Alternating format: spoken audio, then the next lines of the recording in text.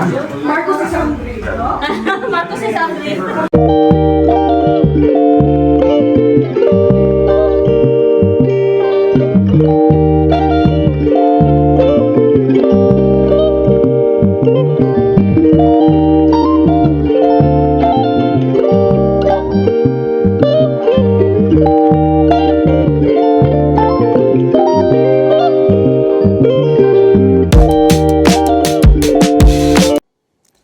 Magandang buhay! Mga kapatid, today is December 24. Kamusta po kayo? Alam ko, busy-busy kayo. At kami rin ay busy-busy. Maraming kaganapan last week.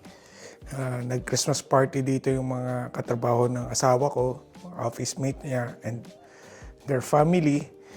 Tapos, nag-taekwondo on the same day also, pagkahapon yung mga anak ko, belt promotion sila from white to yellow.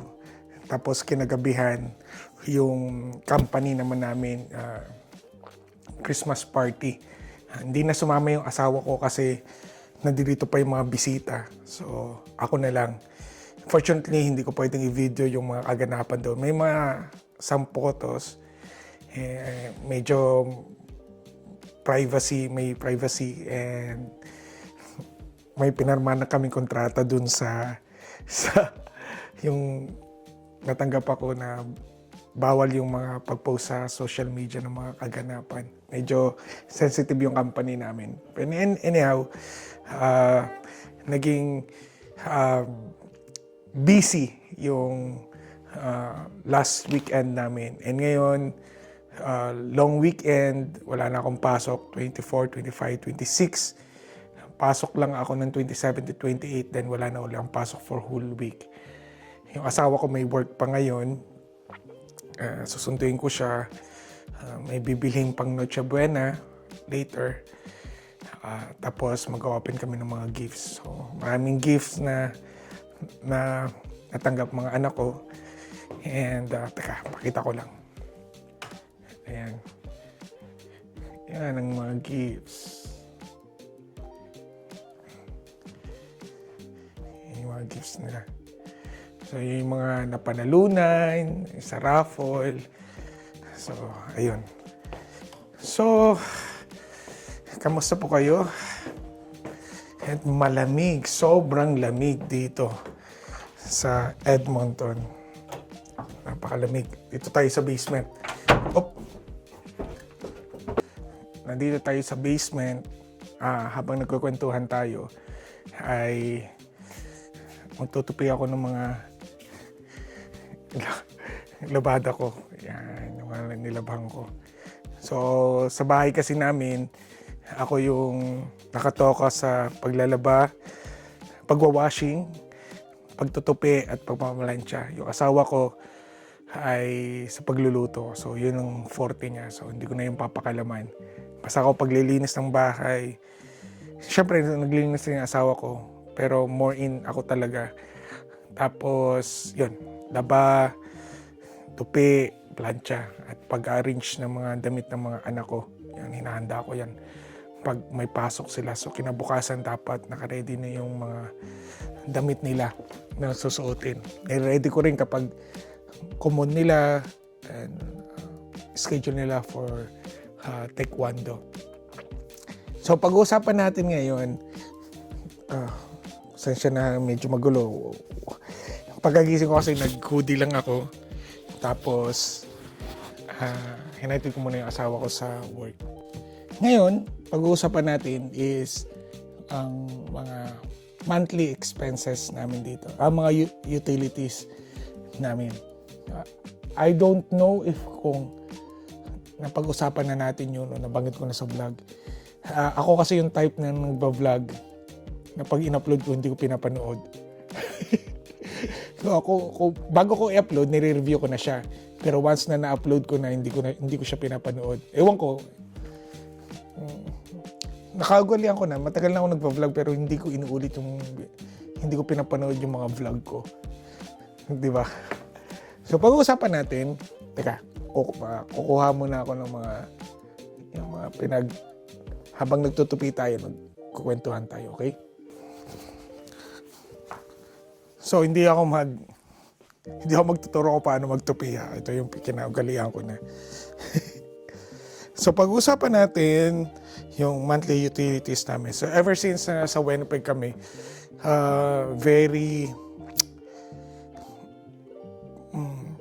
lagi kaming, most especially ako, lagi kong every now and then check yung for the bills, yung takbo, kung kaano kamahal, magkano yung nagagastos namin pagdating sa mga utilities. For comparison dito, is a little bit expensive dito compare sa Winnipeg.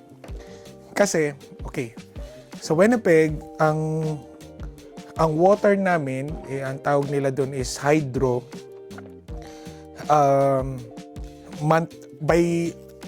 by quarter yung binabayaran namin doon.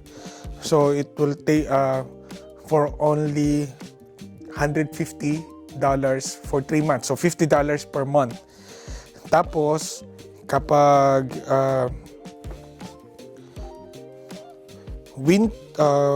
kahit winter yun, ganun pa rin. Tapos ang kuryente namin kapag winter, nag-average siya ng 200. 180 to 200. Maximum na ang 250. Hindi kami umabot ng 300 pag winter doon. So, total, more or less $300 per month. Kasama na lahat during winter. Pero kapag summer naman, yun ang medyo nakakatipid kami kasi electricity lang namin is 40, 50, mga 60, something ganun. Tapos plus water na 50. Hindi tumataas yung water namin, ganun lang. Dito napansin ko, ang daming mga charges. Waste, disposal, admin fee, blah blah blah. Kaya siya. Pero ang kagandahan dito, pwede mo siya sa isang company, like sa amin kasi is Epcor, sama-sama na water, electricity, and gas. So yung monthly average na binabayaran namin dito kapag off-peak season, ibig sabihin from spring to mid of fall, kasi hindi pa kami masyadong gumagamit ng heater na yun, is nag-average lang kami ng $250 to $260. All in all na yun. Okay? Pero pagpasok ng winter, itong first bill ko for the winter season is $311. Pero overall na yun. Combination na siya ng gas, water, and electricity.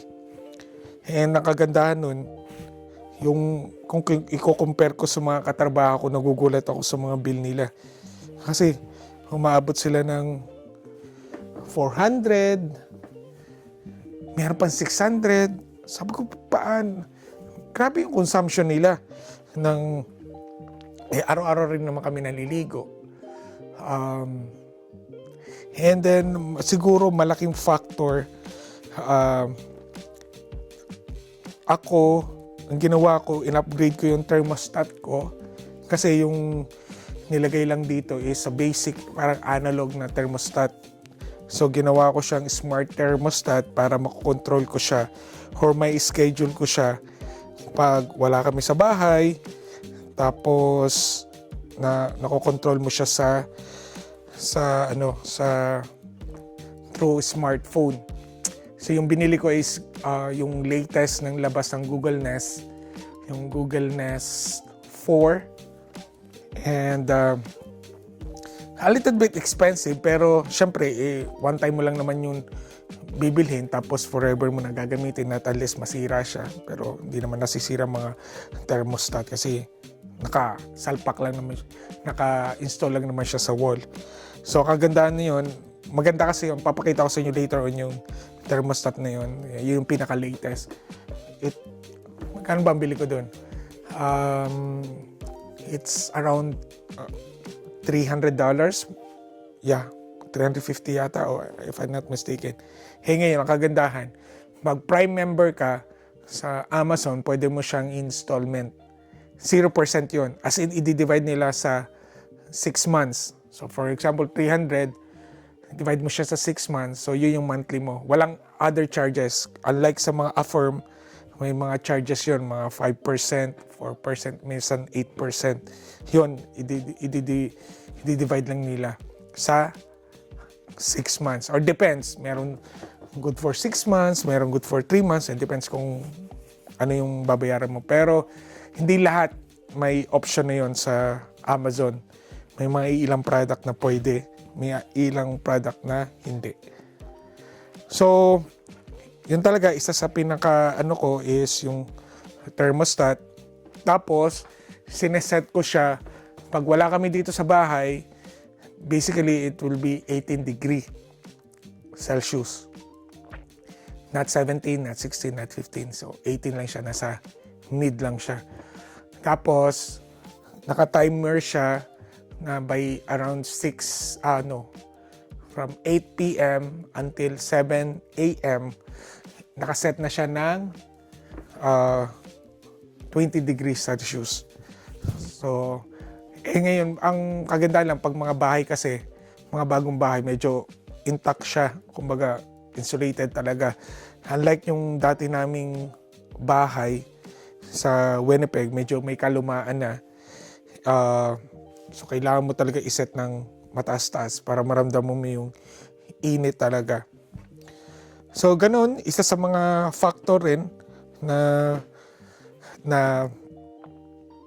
ganyan kung paano namin kinoconsume yung gas mo, especially gas, medyo may kamahalan, and electricity.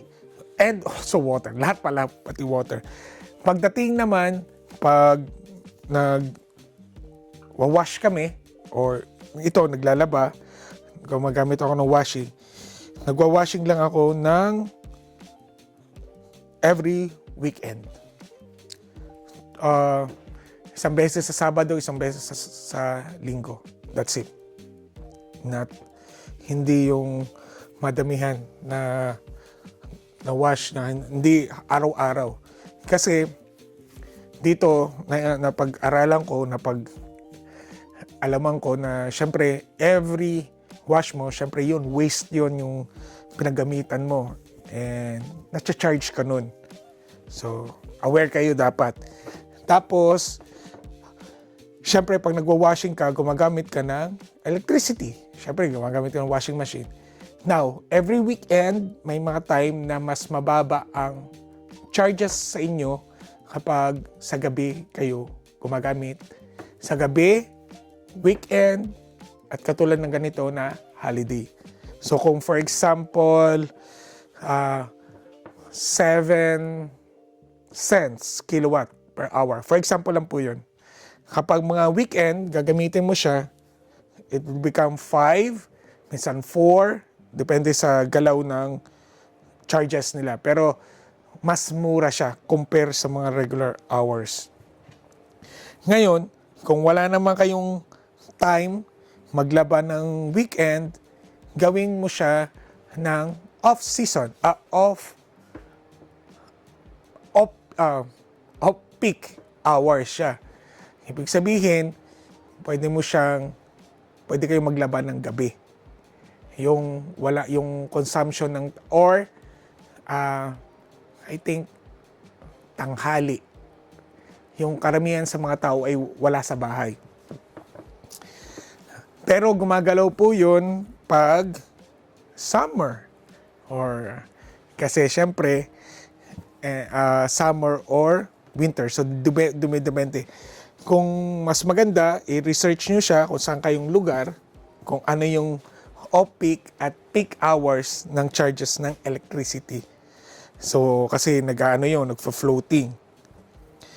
Second, you have to be aware rin na kung ano ba yung ginagamit nyo sa electricity, yung sa bill ninyo, kung floating rate o fixed rate. Ngayon, pag naka-fixed rate kayo, every month, pwede mong bisitahin yung yung account mo sa kung ano man napili mo. I'm talking about sa Alberta po, baka meron rin sa ibang province. Dito sa Alberta, sa EPCOR kasi may tinatawag rin na floating rate. Ibig sabihin, nagbabago-bago yung rate.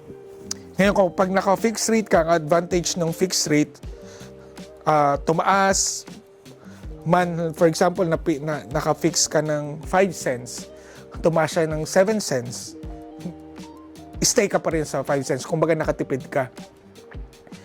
Ang problema lang, pag fixed rate, biglang minsan bumababa, yung demand is bumababa, yun pa rin ang babayaran mo, hindi bababa. So, syempre, yun ang tinatawag na fixed rate. Ngayon, ang floating rate,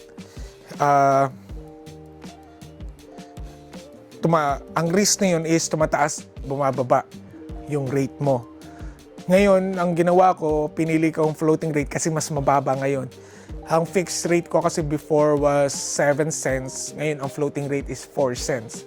So, ang aware ka lang dapat na ang floating rate, syempre, gaya na sinabi ko, is pabago-bago. So, every now and then, you have to check your account kung ano na yung floating rate. Kasi ang kagandahan naman, pwede ka namang mag-fix, mag-floating, pwede ka mag-change. So, parang allowed ka mag-change once a month. So, yun ang ginawa ko ngayon. Kasi itong winter, nag-floating rate ako kasi yung floating rate niya is 4 cents. 4 cents ba? 2 cents. Basta ganun, mababa siya. Naka-fix ako ng 7. So, I have to, total, ako naman yung laging check kung magkano yung bill namin, yung consumption namin, every month consumption. So, ayun, yun lang po yung tip ko sa mga may bahay, sa mga may bagong bahay or may lumang bahay, whatever. Kasi yun talaga, halos lahat ng nakakausap ko na katrabaho, nag-average sila ng 500 to 600. I don't know. Malaking bagay rin kasi yung consumption sa water. Talaga. Talagang kung ano lang, tipid talaga sa water kasi mas malaki ang nakukonsume nyo sa water. Talagang dapat todo tipid. Now, pagdating naman sa grocery, ang budget namin per week, kami nag-grocery. So, average kami ng $200. Ngayon, bakasyon ng mga bata, pero halos pare-pare kasi halimbawa mga bata pag nadilito lang sa bahay, naboboard, walang ginawa yung mga kundi kumain ng kumain. So, average namin is $200. Now, although hindi kami nag-renew ng Costco, pero nag-renew kami recently lang. Kasi may mga kailangan kaming bilhin sa Costco lang nabibili. But ang ginagawa namin, pupunta lang kami sa Costco once a month. Hindi kami umano na every week or every other week. Kasi honestly, nakakabudo lang Costco. Ayun, tapos na ako magtupi. Ang ginagawa ko kasi, iniwalay ko yung sa wife at sa mga kids. Kasi mas madali ko siyang mailagay sa kanya-kanyang mga cabinet. Ito yung sa bunso kong anak. And this one. Ayan. Tapos na ako magtupi. So, sana may natutunan kayo sa araw nito sa aking vlog. Paano ba mo? Sa aking vlog. May mga nag-comment before na dapat daw hindi ko daw sinasampay kasi nga yun yung mold. Papakita ko sa inyo kung bakit hindi siya hindi magkakamold because of this. Yan. Ito yung tinatawag na HRV. Okay? Ito yung heat, ventilation, HRV, heat recovery, ventilation. So, ang ginagawa niyan, kumukuha siya ng hangin, fresh air sa labas, tapos yung air naman sa loob nilalabas niya, yung init or lamig. Pag furnace naman, pag in-on mo siya, automatic naman siya. Dito bubuga yung fuel, yung gas, tapos papainit siya, didistribute siya sa kabahayan. Ayan. Kasi, dun sa lumang bahay namin, wala kaming ganyan HRV. I think, ang pagkakaalam ko, majority ng mga lumang bahay, walang mga ganyan. Ngayon kasi, mga bagong bahay meron na. Pero correct me if I'm wrong po ha, kasi doon sa lumang bahay namin, wala kaming ganyan HRV na yung ventilation. Ay, so ito yung tinatawag na, ito yung thermostat na sinasabi ko, which is the Google Nest 4. So maganda siya. Ayan. Pwede mo siyang iset. Ayan. Ayan. So ang kagandahan kasi nito, napakanipis. Ayan. Ang ganda ng pagka-rose gold nito.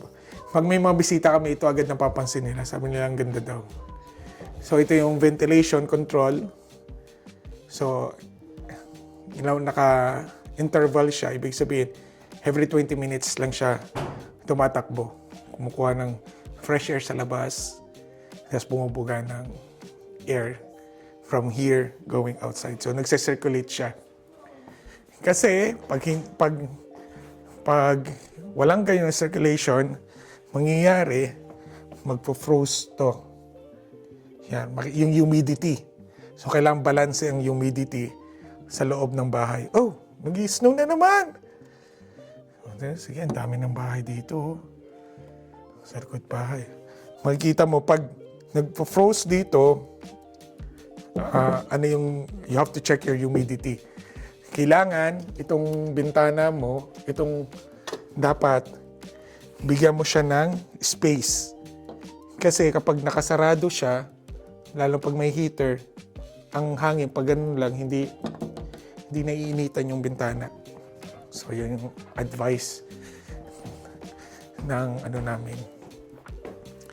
So, yun lang, napahaba na yung pag-uusap natin. So, naglinis na ako ngayon. Tingnan nyo naman. Papakita ko sa inyo yung nangyari. Ayan ang So, meron palang sasakyan. Yung Brookfield. Hindi pa nabebenta yung bahay sa kabila. Pero marami na yung nagtitingin, pero ewan ko kung ba't hindi pa sold. Ngayon, nabanggit ko yung bahay. Next vlog, pag-usapan naman natin kailan ang tamang panahon para bumili ng bahay. Ano yung perfect time para ready ka nang bumili ng bahay. Of course, kailangan. Siyempre, may down payment ka. Pero ano yung kailangan, kahit kung may down payment ka na, kailangan, ano yung time o season yung pinaka the best bumili ng bahay. By the way, nakaisang taon na pala kami 2 days ago dito sa bahay namin. Yung nakaisang taon na kami yung na purchase namin itong bahay. Nautang namin pala yung bahay. Pero yung lipat, yung official lipat namin will be on January 5. Yeah, January 25, yung official lipat namin. Yung mag-iisang taon kami by January. Pero yung na-acquired namin tong bahay is 2 days ago. December 19, yun yung ika-isang taon. Ang bilis ng panahon, dami nangyari. Grabe, thank you Lord sa mga blessings. So, yun lang po. At kita-kita muli po tayo sa susunod mga vlog. And at the same time, supportahan niyo rin yung kapatid ko. Yung YouTube channel niya, nasa London, Ontario siya. Ito yung kunikwento ko sa mga previous vlog ko na nag-apply siya ng student. Tapos, sa awa ng Diyos, na-nominate siya as PR. siya at yung asawa niya ninomit sila as PR sa Ontario. I think nabanggit ko na siya sa mga previous vlog ko. I don't know kung anong vlog yun, pero bisitahin nyo na lang para malaman nyo yung kanyang timeline ng mga buhay-buhay, lalo most especially sa mga naghahangad na makapunta dito sa Canada or nandito na sa Canada. Okay? Muli po, maraming po salamat. God bless. Merry Christmas po sa inyong lahat. Hopefully, magpa-vlog tayo after Christmas na. Marami akong time niya kasi 1 linggo akong walang pasok. Okay? Muli po, maraming salamat. May God continue to bless each one of us. Ingatan ng sarili, pangalagaan ng health, mahalin ang mga mahal sa buhay, at huwag kalimutang magdasal at magpasalamat sa Panginoon. Magkita-kita muli po tayo. Bye!